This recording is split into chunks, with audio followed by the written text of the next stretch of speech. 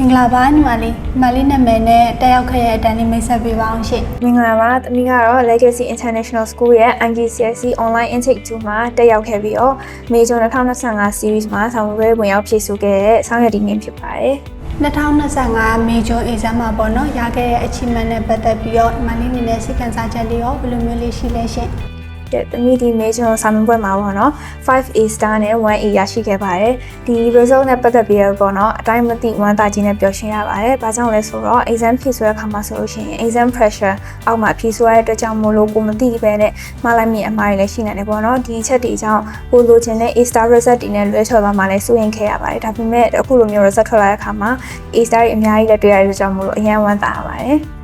ကဲညီမလေးဒီ IGCSE exam အတွက်ကောဘယ်ချိန်လောက်ကနေအစပြုပြီးတော့လေ့လာဖြစ်ခဲ့ရလဲရှင့်ကဲ IGCSE exam ကိုသမီးက2022ခုနှစ်ပေါ့နော်ကနေစပြီးတော့ Legacy International School မှာ Pre IGCSE ကိုတက်ရောက်ခဲ့တယ်ပေါ့နော် Pre IGCSE မှာဆိုလို့ရှိရင် IGCSE ဆက်လက်တက်ရောက်ဖို့အတွက်လိုအပ်တဲ့ foundation တွေအခြေခံ knowledge တွေအကုန်လုံးဖြည့်ပြီးသင်ကြားပေးခဲ့တာပေါ့နော်နောက်ပြီးလို့ရှိရင်ဒီ Legacy International School မှာပဲသမီးကဆက်လက်ပြီးတော့2023 March လကနေစပြီးတော့ IGCSE 18လ course ကိုတက်ရောက်ခဲ့တယ်18လ course ပြီးရဲ့အခါမှာလည်း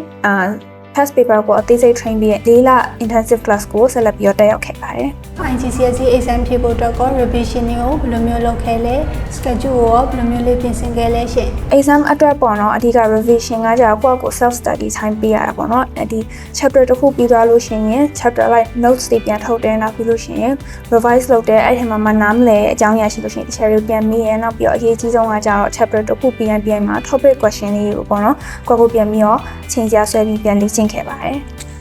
ဘာသာရပ်တွေထဲမှာရောညီမလေးအတွက် challenging ဖြစ်စေခဲ့တဲ့ subject ဆိုရင်ရောဘယ်ဘာသာရပ်လေးဖြစ်မလဲရှင့်အဲ့ဒါလေးရောဘယ်လိုမျိုးလေးကြော်ဖြတ်ခဲ့လဲရှင့်သမီးယူရတဲ့6ဘာသာရှိရပါတော့ဒီ6 subjects တွေမှာကိုယ့်အတွက်ခက်ခဲဖြစ်ခဲ့တဲ့ subject ဆိုလို့ရှိရင် computer science ရှိခဲ့ပေါ့နော်။ဘာကြောင့်လဲဆိုလို့ရှိရင် computer science ရဲ့ paper 2ပေါ့နော် practical paper မှာဆိုလို့ရှိရင်ဒီ15 မှတ်ပေးပြီးတော့ပေါ့နော်ဖြေဆိုရတဲ့ program writingအဲ့ question ပါတယ်ပေါ့နော်ဒီဟာဆိုလို့ရှိရင်ကြာတော့တစ်နှစ်နဲ့တစ်နှစ်မေးရပုံစံမတူဘူးနောက်ပြီးတော့ unseen question လိုမျိုးဖြစ်တယ်ပေါ့နော်အဲ့အတွက်ကြောင့်မို့လို့မေးခွန်းအသစ်အစမ်းတစ်ခုကိုစတင်ပြီးတော့တွေ့ရတဲ့အခါမှာဘယ်လိုမျိုးစရေးရမလဲဘယ်လိုစဖြေရမလဲဆိုတာစဉ်းစားတဲ့အခါမှာခက်ခဲဖြစ်ခဲ့တယ်ပေါ့နော်ဒါပေမဲ့တမီးကိုဒီ computer science သင်မိခဲ့တဲ့ဆရာမအကုန်လုံးကဒီမေးခွန်းကိုတွေ့ရတဲ့အခါမှာစိတ်ပိုင်းတစ်ခုချင်းစီပေါ့နော် break down လုပ်ပြီးတော့ program ကိုတစ်ပိုင်းချင်းစီဖြည်းဖြည်းလေးတေချာရေးသွားဖို့အတွက်အကြံဉာဏ်ပေးတယ်နောက်ပြီးတော့ဒီမေးခွန်းအသစ်ကိုစတွေ့ရတဲ့အခါမှာလည်းပြမသွားဘဲနဲ့ပေါ့နော်ကိုသင်ထားခဲ့တဲ့ topic တွေကိုပဲပြန်ပြီးစဉ်းစားပြီးတော့တေချာစဉ်းစားဖြေဆိုဖို့အတွက်ကြံပေးခဲ့တယ်။တမီးကလည်းဒီ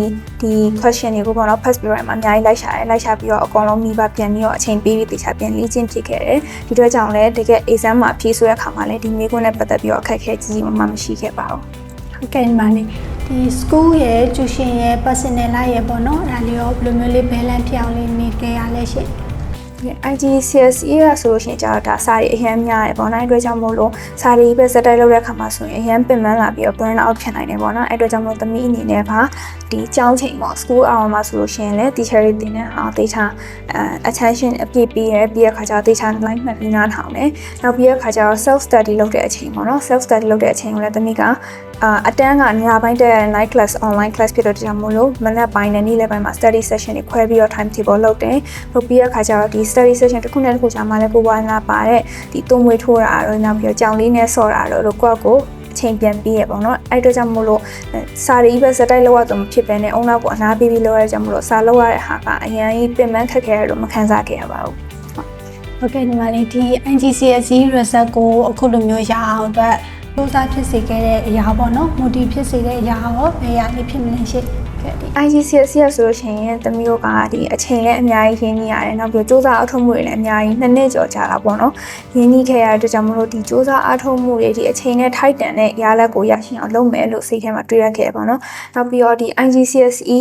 ပြီးတော့ရရှိလာတဲ့ certificate ကဆိုလို့ရှိရင်နောက်သမီးဆက်ရှောင်းတဲ့တက္ကသိုလ်6တဲ့အခါမှာလည်းပြန်သုံးရမယ်ဟာပြီးတဲ့အတွက်ကြောင့်မို့လို့ကိုယ်ကောင်းမွန်တဲ့ result တွေရရှိထားမှသာလျှင်ဆက်လက်ပြီးတော့ရှောင်းလန်းတဲ့အခါမှာဒီ pathway က smooth ဖြစ်မှာပေါ့နော်အဲ့အတွက်ကြောင့်မို့လို့ကိုရှေ့ဆက်ရှောင်းလန်းရမယ်အနာဂတ်ရည်မှန်းချက်အတွက်ပေါ့နော် IGCSE ကိုဒီကောင်းမွန်တဲ့ result တွေနဲ့ပြည့်နေတဲ့ certificate တစ်ခုဖြစ်အောင်လုပ်မယ်ဆိုတဲ့စိတ်နဲ့ဆက်ကြိုးစားခဲ့ရပါတယ်ပေါ့နော်ကဲဒီမှာလေးဟုတ်ဒီ legacy မှာတက်ခဲ့တဲ့ကာလတစ်လျှောက်ကောအကြောင်းအနေနဲ့ဆရာဆရာမအနေနဲ့ဘယ်လိုမျိုး supporting လေးပေးခဲ့ရလေးရှိလဲရှင့် ကျောင်းတက်နေတဲ့ကာလတစ်လျှောက်လုံးမှာဆိုလို့ရှိရင်တော့ဆရာဆရာမတွေကလည်းဒီလုံးဝစေတနာအပြည့်နဲ့ပေါ့နော်စိတ်ရှိရှိနဲ့တင်ကြားပေးရဲနောက်ပြီးတော့ကျောင်းကဆိုလို့ရှိရင်ဒါ exam တွေအများကြီးစစ်ပေးရပေါ့နော် monthly test တွေ term test တွေအများကြီးစစ်ပေးရဲအဲ့တော့ကြောင့်မို့လို့လဲကိုယ့်အနေနဲ့ကိုကဘယ် subject ဘယ် topic မှာအားနည်းနေရဆိုတော့ကိုယ့်ကိုပြန်ပြီး analyze လုပ်ဖို့ခွင့်ရရတယ်ပေါ့နော်အဲ့ရနေမှာတစ်စင်ကိုဒီအပိုင်းလေးဆိုရင်တော့အားနည်းနေရဆိုပြီးတော့ဆရာမတွေကိုတေချာပြောတယ်ပြောပြီးတော့ teacher တွေနဲ့ extra class တွေ study guide တွေပြန်ယူပြီးတော့ပြန်ပြီးတော့လေ့ကျင့်ပြီးတော့ပြန်ပြီးတော့တင်ခဲ့ရပေါ့နော်နောက်ပြီးရခါကျတော့ကျောင်းကနေပြီးတော့စီစဉ်ပေးရဒီ intensive class ပေါ့ intensive class မှာဆိုလို့ရှိရင်လည်း past paper တွေကို teacher တွေနဲ့အနည်းကအသေးစိတ် train နေခဲ့တယ်ပေါ့နော်အဲ့မှာဆိုလို့ရှိရင်လည်းဒီဖြေဖို့အတွက်လိုအပ်တဲ့ဒီ past paper တွေကိုလည်းကျောင်းကတေချာ print ထုတ်ပေးရဲနောက်ပြီးရခါကျတော့ teacher တွေကလည်းဒီမိကုန်းနေဖြည့်ရခါမှာပေါ့နော် past paper ကိုဖြည့်လိုက်ပြီးသွားရုံနဲ့မကပဲပေါ့နော်မိကုန်းရဲ့ format တွေကဘယ်လိုရှိတယ်နောက်ပြီးရခါကျတော့ဘယ်လိုမျိုးဖြည့်အမှတ်ရနိုင်တဲ့ဒါတွေကိုလည်းအသေးစိတ်သင်ကြားပေးခဲ့တယ်အဲ့တော့ကြောင့်မို့လဲ teacher တွေကတော့ကျေးဇူးများတင်ပါတယ် Legacy International School ကိုလည်းကျေးဇူးများတင်ပါတယ် ဟုတ်ကဲ့ညီမလေးဟုတ် IGCSE ပြီးသွားတဲ့ခါကျရင်ရောဘယ်လန်ကျောင်းလေးကိုဆက်သွားဖို့ဘာတွေဆက်လုပ်ဖို့စီစဉ်ထားသေးလဲရှင်အမိက IGCSE ပြီးသွားတဲ့ခါကျတော့ A level ဆက်တက်နေရပေါ့နော်ဘာလို့လဲဆိုတော့ International University ကိုရှောက်ဖို့အတွက်ဆိုလို့ရှိရင်တမိက ranking မြင့်တဲ့ University နောက်ပြီးတော့ job opportunity ခိုင်မာတဲ့ University ကိုရှောက်ချင်တယ်ပေါ့နော်အဲ့တို့ကြောင့်မို့လို့ high school completion ပေါ့နော် high school အထက်တန်းလုံးဝပြီးမြောက်တဲ့ certificate ကိုလိုချင်တဲ့အတွက်ကြောင့်မို့လို့ A level ကိုဆက်လက်တက်ရအောင်နေပါတယ် IGCSE ကိုခုမှစတက်မဲ့ junior တွေဒီ exam ဝင်ဖြေမဲ့ junior တွေတက်တော့ထည့်လေးပြီးပါဆိုရင်ဘယ်လိုအကြောင်းအရာလေးတွေထည့်လေးပြီးခြင်းလဲရှိ IGCSE ကျောင်းသားအများစုကကြတော့စာတွေကလည်းအများများတယ် subject တွေကလည်းများတဲ့အတွက်ကြောင့်မို့လို့တိတ်ပြီးတော့မရဘူးကိုယ့်အတွက်ခက်ခဲတယ်လို့ခံစားရတဲ့ subject တွေဆိုလို့ရှိရင်မလုပ်ဘဲနဲ့ဖယ်ရလိုက်တာမျိုးရှိပေါ့နော်အဲ့လိုမျိုးမလုပ်စေချင်ပါဘူးကိုမရဘူးကိုယ့်အတွက်ခက်ခဲတယ်လို့ခံစားရတဲ့ subject တွေဆိုလို့ရှိရင် teacher တွေကိုလည်းပုံမှန်လေးပြောပါအကြောင်းလည်းပုံမှန်လေးပြောပြီးတော့ study guide ယူလာပဲဖြစ်ဖြစ်ကိုယ့်ကို self study time အချိန်များများပို့ပေးရပဲဖြစ်ဖြစ်ပေါ့နော်တေချာလေးပြန်လုပ်ပါနောက်ပြီးလို့ရှိရင်ဒီ chapter တစ်ခုပြီးသွားရင်မှလည်း topic question တွေပေါ့နော်အချိန်ပေးပြီးတော့ရအောင်ဖြေပါအဲ့ဒါမှသာနဲ့ chapter တစ်ခုချင်းစီကကိုယ့်အတွက်စာကြည်ညက်နေမှာပေါ့နော်နောက်ပြီးတဲ့အခါကျတော့ဒီ past paper ပေါ့နော် past paper များများလုပ်ဖို့အတွက်အကျဉ်းချင်းပေးချင်ပါတယ်ဘာလို့ဆိုတော့ past အောက်ထဲမှာသင်ထားပြီးသား theory တွေကိုလက်တွေ့ပြန်ပြီးတော့ apply လုပ်ဖို့အတွက်လေ့ကျင့်မှု past paper လိုအပ်တယ်ပေါ့နော်ဒါကြောင့်မလို့ past paper တွေကိုလည်းတေချာများများလုပ်ပါဆိုပြီးတော့အကြံပေးချင်ပါတယ်ဟုတ်ကဲ့ညီမလေးနောက်ဆုံးအနေနဲ့ပေါ့နော်ဒီ IGCSE ကိုတက်ခဲ့တဲ့ကာလတစ်လျှောက်မှာညီမလေးအနေနဲ့ရခဲ့တဲ့ကြီးမားဆုံးသင်ခန်းစာပေါ့အဲ့လိုမျိုးလေးဆိုရင်ရောဘယ်လိုအကြောင်းအရာလေးရှိလဲရှင် IGCSE ရဲ့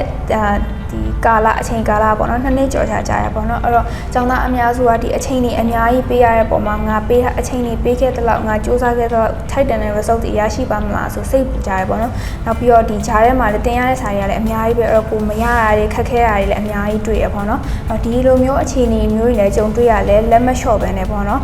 အရှုံးမပေးဘဲနဲ့ဆက်လက်ပြီးတော့စူးစမ်းပါစူးစမ်းရတဲ့ကြောင့်မလို့လည်းဒီစူးစမ်းမှုနဲ့ထိုက်တန်တဲ့ရလဒ်တွေကိုလည်းတစ်ချိန်မှာရမှာပါလို့အဲ့အတွက်ကြောင့်မလို့ဒီလို